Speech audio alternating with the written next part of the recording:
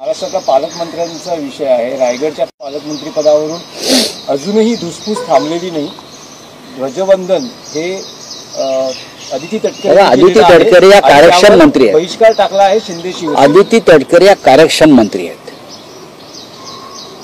युवा नेतृत्व महाराष्ट्रातले ठीक आहे, राजकीय मतभेद आहेत, त्या कार्यक्षम मंत्री आहेत। रायगड जिल्ह्याच्या जिल्हा परिषदेचे अध्यक्षपद त्यांनी भूषवले। त्यांना जिल्हा पूर्णपणे माहिती आहे। त्या संयमी आहेत, त्या भ्रष्ट नाहीत।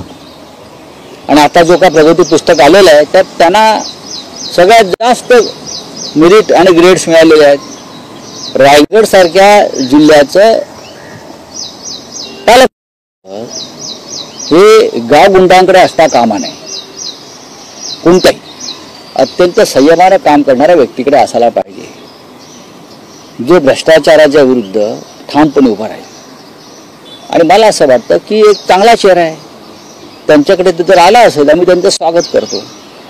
प्रगती पुस्तकाचा जर विषय काढायला गेलं तर त्यात मुख्यमंत्री आणि उपमुख्यमंत्र्यांची खाती ही सगळ्यात खालच्या क्रमांकावर दिसते। हो, पण ते परीक्षेला कुठे बसतात? ते कॉपी करून पास झालेले लोक आहेत ना, त्यांना आम्हाला कॉपी करायची संधी मिळाली नसेल। ते काय मेरिटवरती आलेत का मुख्यमंत्री पदावर? आता या प्रगती जर ईव्हीएम असतं तर कदाचित त्यांना वरचा नंबर मिळाला असता। चला, थँक्यू। आपण पाहताय महाराष्ट्रातील वेगवान न्यूज चॅनल स्वराज्य लाईव्ह।